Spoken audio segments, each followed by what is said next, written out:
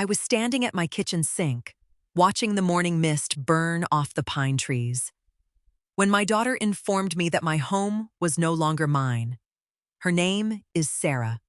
She is 34, married to a man named David, and she has a specific tone of voice she uses when she isn't asking for a favor, but assigning a task. "Mom, David's parents are moving into your house next month," she said. The phone was squeezed between my ear and my shoulder as I dried a coffee mug. There was no hesitation in her delivery. No preamble.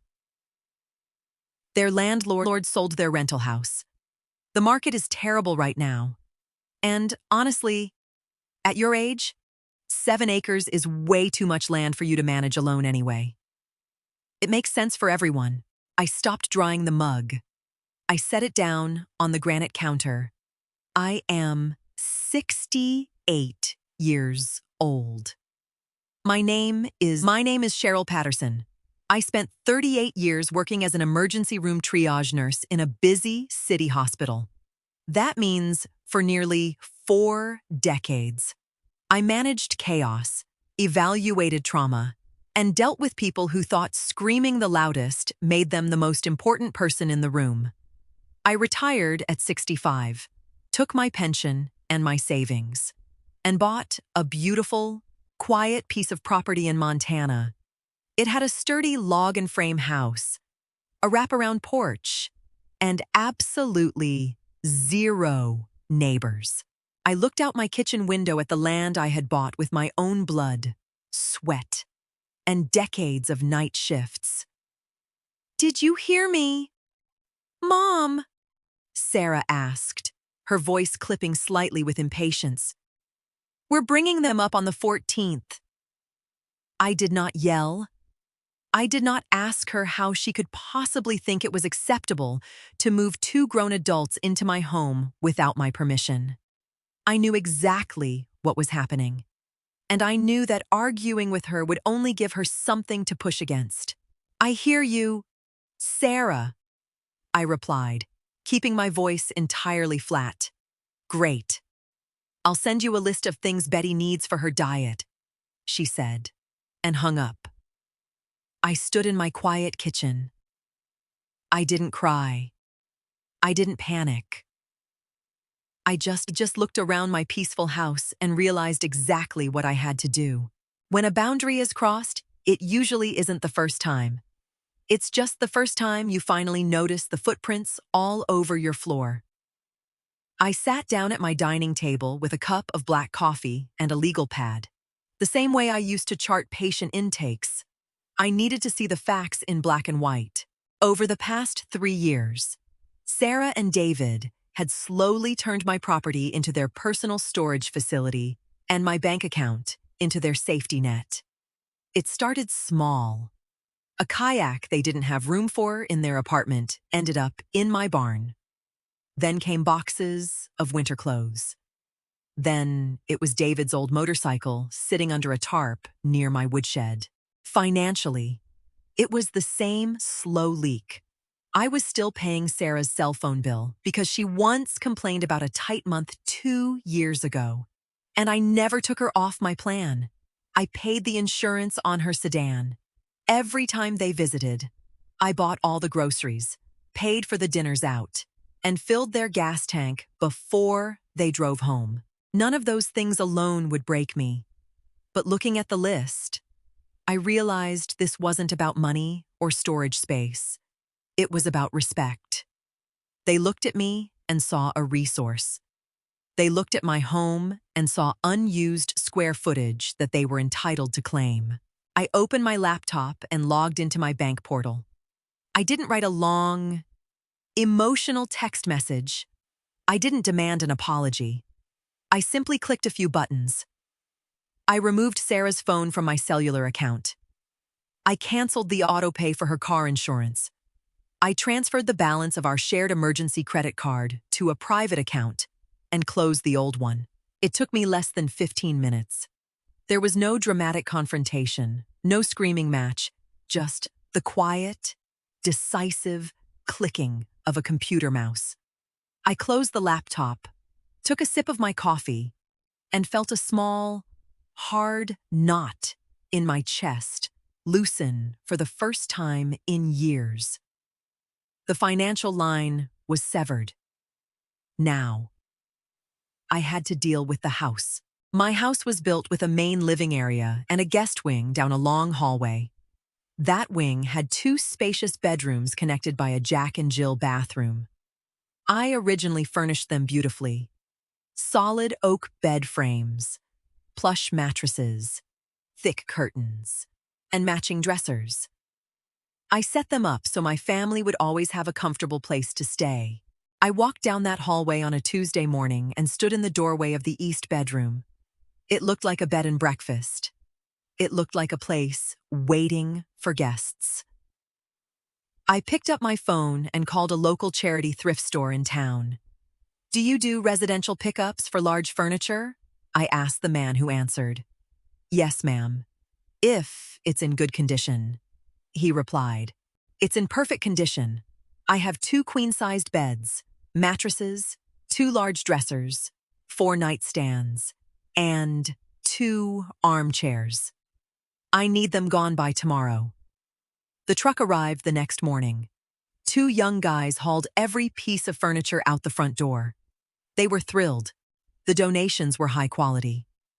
I watched the truck bounce down my gravel driveway, carrying away the hotel room I had maintained for people who didn't respect me. Once the rooms were empty, I went out to the barn. I found the 4 heavy plastic totes Sarah had stored there last winter. I found David's boxes of spare motorcycle parts. I hauled them all onto the back porch, stacked them neatly, and covered them with a heavy-duty waterproof tarp. By Wednesday afternoon, the guest wing of my house was entirely hollow. The voices echoed off the bare walls. But I wasn't going to leave it empty. Empty space in a house implies room to grow, room to settle. I had no intention of leaving any room for Arthur and Betty to settle into. I needed to fundamentally change the purpose of those rooms. And I knew exactly what I was going to build. Since I was 40 years old, I had dreamed of having a dedicated workspace for woodworking and ceramics. I had always shoved my tools into corners of dark garages, working on wobbly tables in the cold. I had the money saved for proper equipment, but I always prioritized keeping the house nice for visitors. Not anymore. I drove my truck into town to the hardware and supply center. I bought a heavy-duty Delta cabinet table saw. I bought a massive, solid maple workbench. I ordered a professional Scut ceramics kiln and a heavy pottery wheel. I didn't arrange for delivery next month. I paid the rush fee to have it all delivered that Friday. When the delivery guys arrived, I had them wheel the heavy crates straight down the hallway into the former guest rooms. We ripped up the plush carpet right down to the plywood subfloor so it would be easier to sweep up sawdust and clay dust. I spent the weekend assembling everything. I bolted the table saw directly into the floor of the east bedroom. I set up the kiln in the west bedroom, installing the heavy-duty ventilation hose straight out the window. I lined the walls with metal industrial shelving and filled them with lumber, bags of raw clay, and power tools. I didn't try to make it look pretty. I left the extension cords running along the floor. I left the sawdust from my first test cuts scattered across the plywood. The room smelled like raw pine, machine oil, and damp earth. There was no place to lay a head. There was barely room to walk without turning sideways. I stood in the hallway, wiping grease off my hands with a rag. The guest wing was gone. It was a factory floor now. I locked the front door, turned off the hallway light, and went to make dinner, feeling a deep, solid sense of satisfaction. Sarah called me exactly 1 week before her in-laws were supposed to arrive. I was in my new shop, running a piece of cherry wood through the planer. The noise was deafening. I shut off the machine, wiped my hands, and picked up the phone. "Mom, I've been trying to reach you," Sarah said. She sounded breathless. busy, important. Listen, Betty is going to need the thermostat kept at 72 degrees. She has poor circulation, and Arthur wants to make sure the east bedroom is cleared out for his desk. I walked out of the shop and closed the door behind me. The house is kept at 65 degrees, I said calmly. Wood heat. Sarah sighed heavily into the phone. Mom, please don't be difficult. They are going through a hard transition. Just bump the heat up.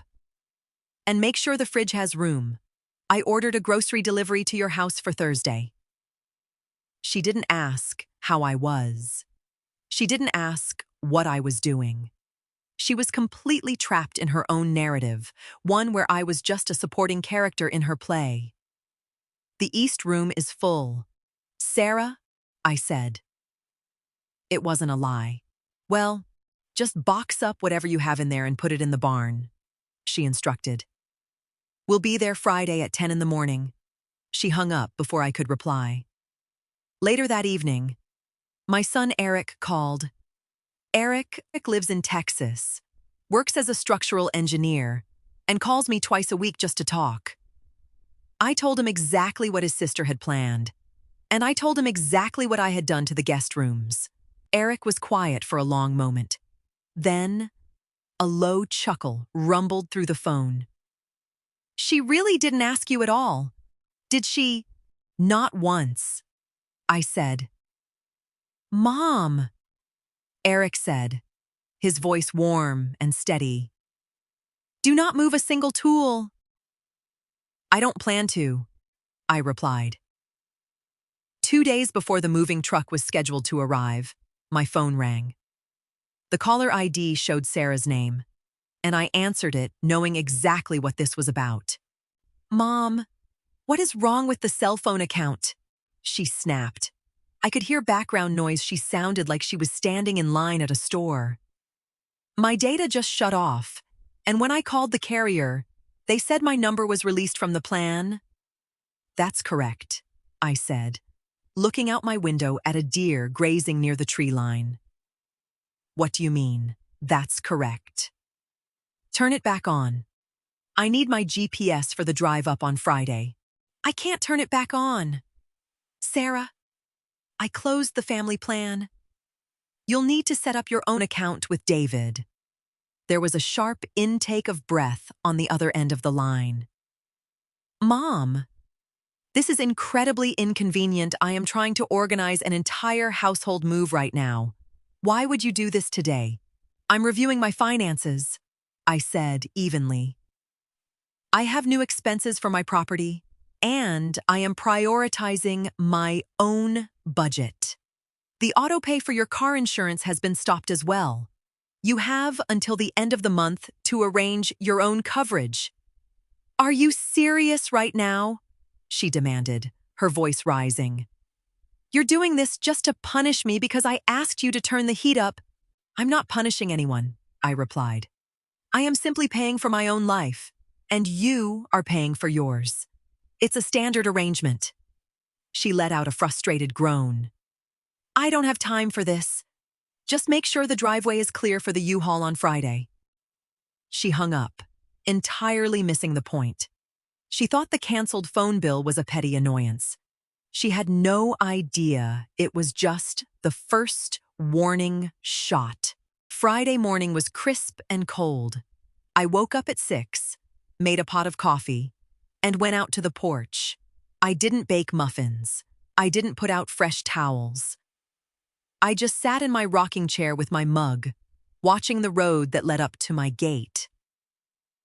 At exactly 10:15, a large orange U-Haul truck crunched its way up my gravel driveway, followed closely by Sarah and David's SUV. They parked near the barn. The doors opened, and the reality of their entitlement spilled out onto my driveway. Sarah jumped out first, holding a clipboard like a project manager. David looked exhausted. Arthur and Betty emerged from the SUV, looking around my property with assessing eyes. Betty pointed at my flower beds, saying something to Arthur, who nodded.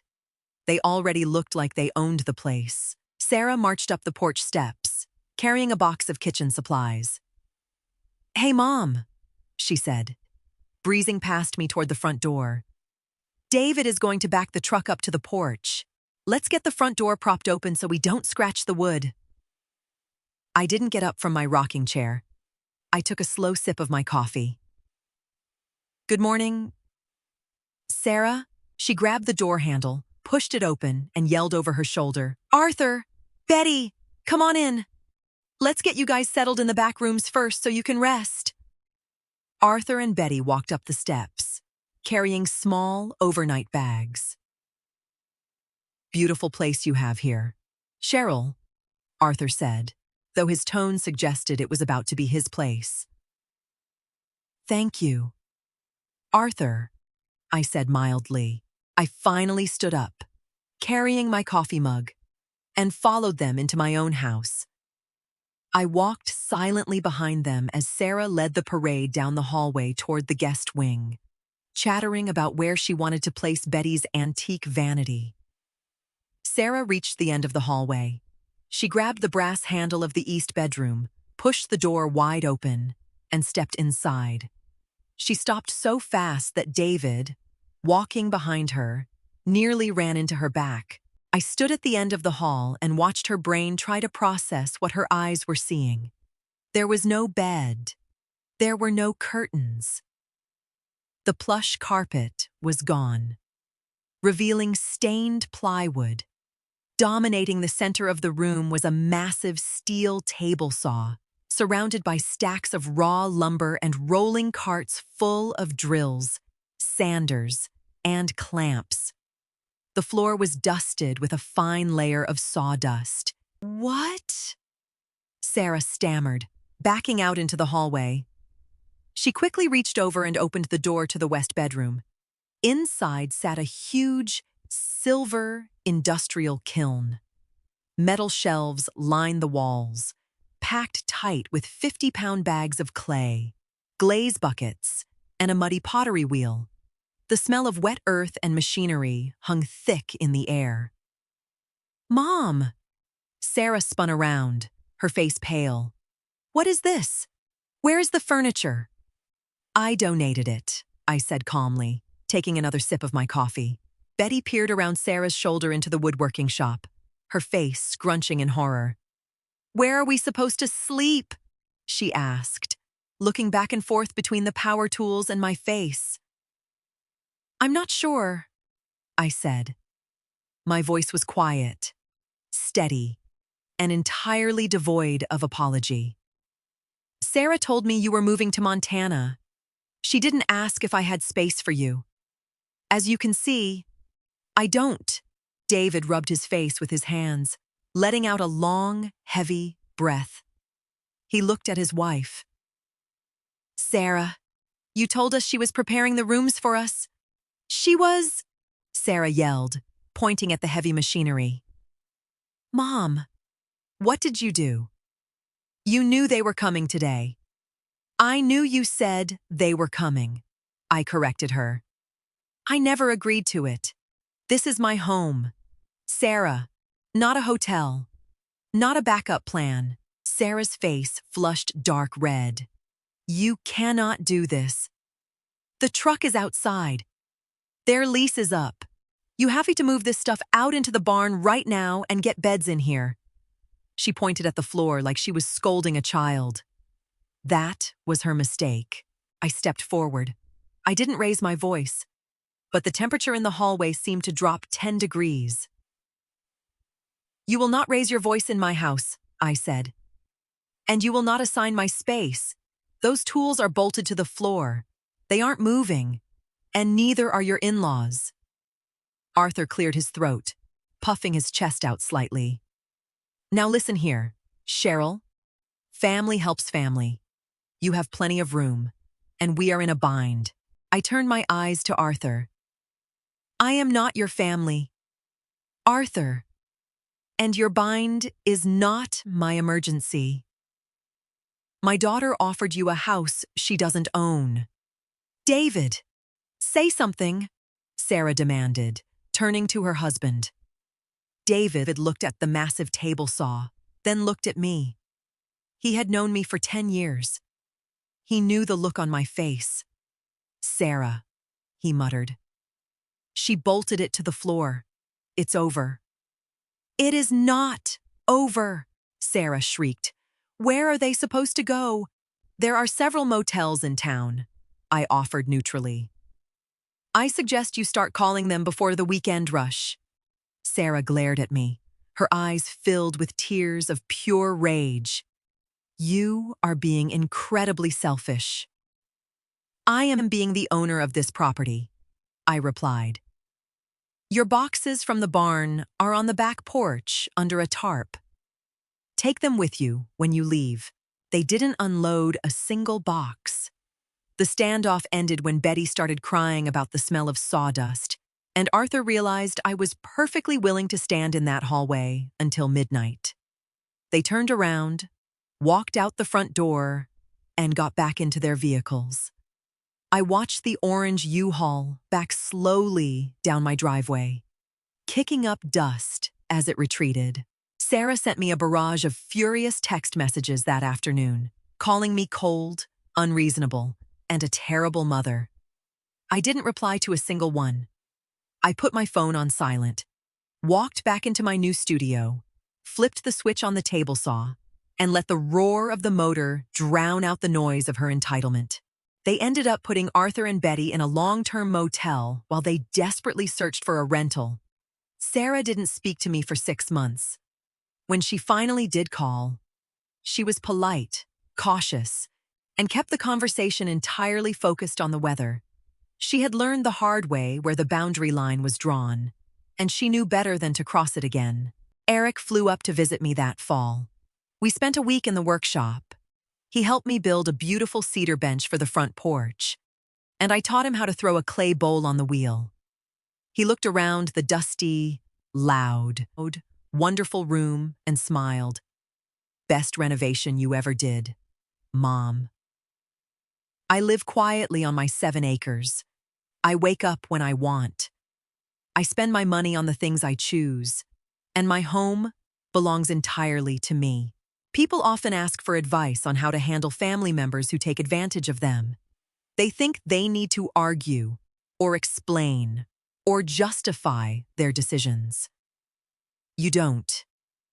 You just need to look at what you own, take firm hold of the keys, and stop giving away the rooms of your life to people who don't respect the roof over their heads.